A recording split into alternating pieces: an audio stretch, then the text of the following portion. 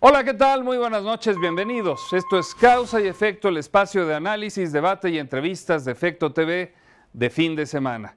Hoy un tema importantísimo, la recientemente aprobada Ley de Víctimas. ¿A quiénes va a ayudar? ¿Cómo se va a instrumentar? ¿Y qué tenemos que hacer los mexicanos para que esto finalmente funcione? En un momento comenzamos.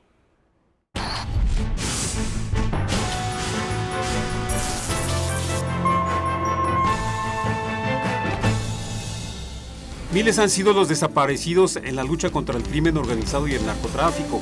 La contabilidad más dramática es la que habla de más de 60,000 muertos. Lo peor es que muchos de ellos han sido incluidos en las estadísticas de los llamados daños colaterales o como parte del crimen organizado. Nuevo León, Tamaulipas, Coahuila, Chihuahua, Baja California, Sonora, Morelos, Veracruz son lugares en los cuales muchos han desaparecido sin dejar rastro. Ante tal incertidumbre, familiares de las víctimas se organizaron para pedirle al gobierno su intervención y una respuesta que aún no ha llegado. Tuvieron que politizar su dolor para ser escuchados. ¿Dónde están? ¿Dónde están? ¡Nuestros hijos! ¿Dónde están? Tuvieron que acudir al Congreso para ser escuchados. El pasado 12 de abril, el Senado de la República aprobó por unanimidad la Ley General de Víctimas, que incluía peticiones de estas organizaciones. 18 días después, la ley fue ratificada por la Cámara de Diputados sin cambios. La aprobación, si bien tardó mucho tiempo, fue considerada un reconocimiento a la lucha de los familiares, de sus víctimas y una llamada de atención para el gobierno federal. También es considerada una alternativa para reconstruir el maltrecho tejido social de nuestro país. La Ley General de Víctimas establece la creación de un Registro Nacional de Víctimas, también la creación de una Comisión Ejecutiva de Vigilancia y Protección de las Víctimas, que estará integrada por 5 consejeros que serán elegidos por el Senado a propuesta del Ejecutivo. Crea el fondo de ayuda denominado Comisión Ejecutiva de Atención a Víctimas, que se nutrirá con bienes decomisados por la Ley de Extinción de Dominio.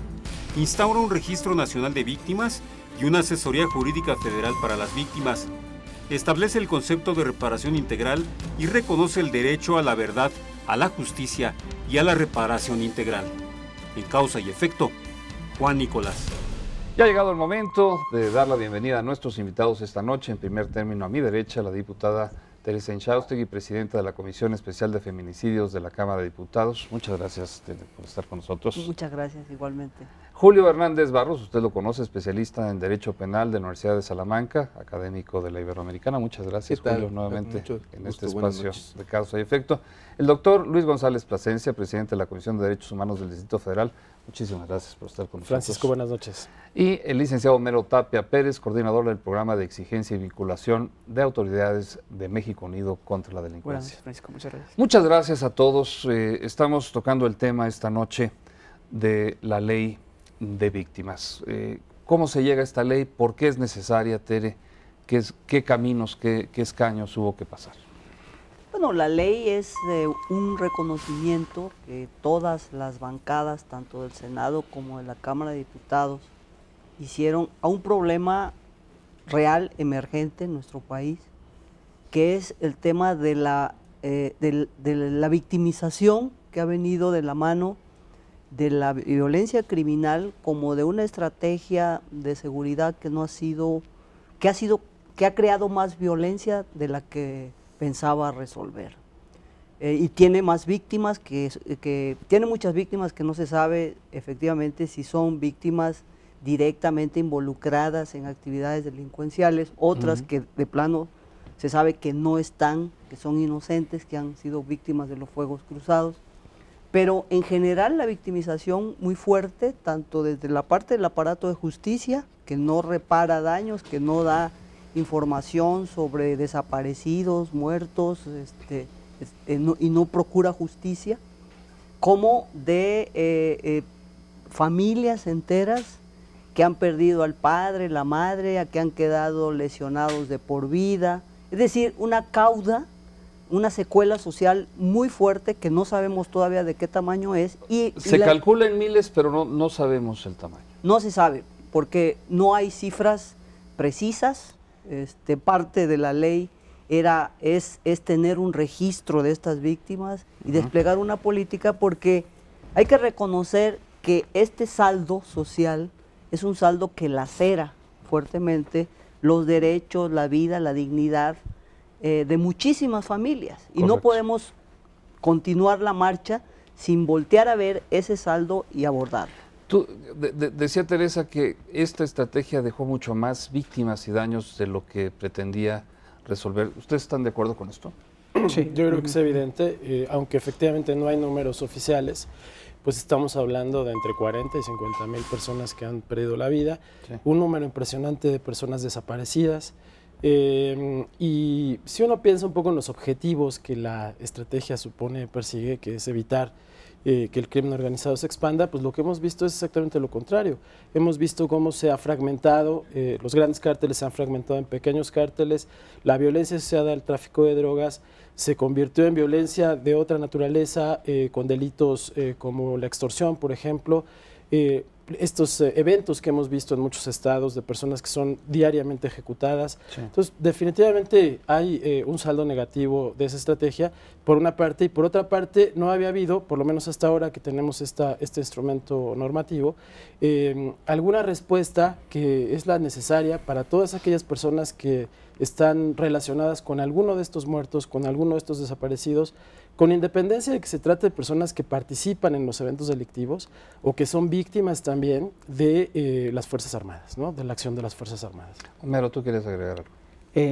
Confirmando lo que dice Luis, o sea, creo que es una estrategia que ha sido fallida, principalmente los números. No sé si ves los números, la incidencia delictiva nacional no ha bajado considerablemente, incluso los delitos de fuero federal han aumentado. Entonces, sí, en ese sentido creo que es una estrategia fallida, ha dejado o lacerado a la sociedad, ha dejado desplazados, huérfanos de guerra y muchas otras series de Ya que problemas mencionas sociales. la palabra guerra, las guerras modernas cada vez cobran menos víctimas entre militares, posiblemente los civiles siguen siendo cifras aterradoras, pero recuerdo la guerra de Vietnam, donde las cifras oficiales de los norteamericanos, de los soldados norteamericanos que invadieron Vietnam, en todo lo que duró la guerra perdieron 50,000 personas. Aquí, en este periodo, prácticamente los estamos igualando, rebasando. Mala estrategia y necesaria la ley. Es una ley necesaria, indispensable en estos momentos. Es una ley a la que llegamos y a la que no debimos de haber llegado. Es decir, si se hubieran cumplido otras disposiciones legales, como el propio Código Penal, la Ley de Delincuencia Organizada, y si hubiera dado preferencia a problemas sociales, a problemas de desarrollo, de educación, pues quizá esta ley sería totalmente innecesaria, que es lo que nosotros quisiéramos. Sin embargo, la ley llega en un momento en que será un gran paliativo para este gran dolor que tienen cientos de miles de víctimas en este país, y que no viene a resolver el problema de la violencia ni el problema generado con la lucha del narcotráfico o contra el narcotráfico, sino que viene a paliar esto, a dar un poco de calidez, digamos, a todos estos que han sufrido, a tratar de reparar en la medida de lo posible el daño que han tenido, no solo de manera económica, que es una importante, pero también desde otros puntos de vista, médico, de memoria histórica, de registros, de atención psicológica, en fin, una serie de medidas que contempla la ley que viene a resolver muchos de estos problemas que ya están generados y que hay que resolver ahora, Francisco. Luis, duele más y vale lo mismo la muerte de un delincuente que la muerte de una persona ajena al crimen? No, fíjate que uno de los éxitos de la estrategia del exalcalde de Bogotá, Antanas Mockus, tenía que ver con el mensaje clarísimo de que cualquier pérdida de vida es lamentable, ¿no? Y yo lo pondré en estos términos, sin importar si perteneces o no perteneces a una organización del crimen organizado, la muerte de un ciudadano es un fracaso del Estado. Es un mexicano, al final de Así cuentas. es un ser humano, yo te diría, ¿no? Todavía más allá, bueno, independientemente claro, de la nacionalidad. Estamos hablando de una persona, estamos hablando también de la necesidad de entender el contexto en el que se da la participación de las personas en estas organizaciones criminales. Correcto. No es una decisión que uno toma en la mañana y dice, hoy me voy a dedicar al crimen organizado ya para el resto de mi vida, ¿no? Hay una serie de circunstancias sociales que tienen que ver con la incapacidad de acceder a una serie de derechos que deberíamos de tener todas y La todos. educación, Por supuesto, derechos económicos, derechos sociales, que te empujan a tomar esas decisiones, o bien en otras circunstancias te ves compelido porque te obligan por la fuerza a participar de estas organizaciones.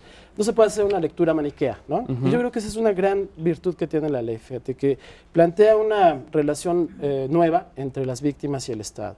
Desdibuja esta división artificial que se ha creado entre víctimas del delito y víctimas del Estado, ¿no? Colocando la posición de las víctimas pues como aquellas personas que sufren un daño sin importar si ese daño se los comete otro ciudadano o se los comete el Estado. E incluso yo pondría el énfasis aquí en la importancia que tiene ser víctima del Estado, porque se supone que un agente del Estado está justamente para cuidarte, para protegerte.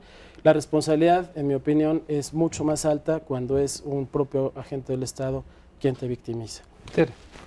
Yo te quiero ofrecer dos indicadores Por de favor. la estrategia y del efecto social de esta estrategia y de sus resultados. En el sexenio de Fox hubo aproximadamente 8,000 y pico de muertos y se capturaron 8 capos, ¿no?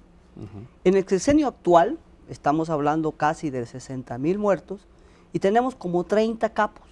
Entonces, si tú prorrateas el número de homicidios y de violencia respecto a la eficacia en la captura, pues realmente subió mucho, ¿verdad?, el rango de muertos, porque pues es una estrategia sangrienta, ¿no? Ahora, el número de detenidos por delitos menores, pero relacionados con el fuero federal, como es el narcomenudeo, ¿no? Sí. Se habla aproximadamente de 360,000 reos, ¿no?, para los cuales se construyeron 5 nuevas cárceles federales con toda la tecnología. Yo me pregunto, ¿no era mejor hacer 5 universidades o 30 prepas en todo el país, que en lugar de estar agarrando a muchachos jóvenes que por narcomenudistas se van a pasar a una cárcel de alta seguridad? Alguien te diría que lo ideal habría sido combinar los dos frentes, ¿no? Pero hay temas de recursos también. Claro. Un apunte antes de irnos, Julio. Sobre todo esta obligación de la ley de no criminalizar. Es decir, tenemos unos muertos como en Veracruz, en Boca del Río, y no habían pasado 10 minutos cuando dijeron fue un ajuste de cuentas entre narcotraficantes. No sabían los nombres de los muertos, pero ya era un ajuste de cuentas entre narcotraficantes. Bueno, y hay uno más notorio, aquel donde el presidente dio por hecho que era una rencilla de bandas de narcomenudistas en Ciudad Juárez, unos muchachos. Y entonces fue tema internacional y de una disculpa del primer mandatario, ¿no? Sí, así es. O sea, y esa imagen que damos, perdón que los interrumpa, es como decir, bueno, pues son delincuentes que se maten entre ellos. Creo que eso ya lo estamos rebasando, ¿no? Sí, así es. Bueno, deberíamos de estar en condiciones de hacerlo. Hay una cosa que es importante aquí de la que tú señalas, porque es como si el discurso con el que se maneja esto hace una diferencia entre los que deben de morir, ¿no? Claro. Y que no importa que mueran. Sí, porque al cabo son criminales, ¿no? Frente a los otros, a los que se quiere proteger de que la droga no llegue a tus hijos. Entonces, es una estrategia muy, muy maniquea, efectivamente, como señalaba Luis. Y este concepto de víctimas colaterales, que además hace pensar que, bueno, pues habrá mártires, ¿verdad? O sea, en esta lucha, que mueran los que tienen que morir, pero además hay que considerar que pues en el camino vamos a matar a otros, ¿no? Que son considerados como daño colateral. Eso vino desde el discurso en el que Felipe Calderón asumió la estrategia, cuando dijo, va a haber muertes, muchas muertes, va a costar muchos muertos. O sea, lo anunció y así lo asumió, y desgraciadamente para él y para nosotros va a pasar como el presidente que se lleva una cauda de muertos al final de su sexenio. Y víctimas de primera y víctimas de segunda, ¿no? De eso hablamos al regresar. Víctimas de primera y víctimas de segunda. Esto es Causa y Efecto. Tengo que hacer una pausa. No se vayan.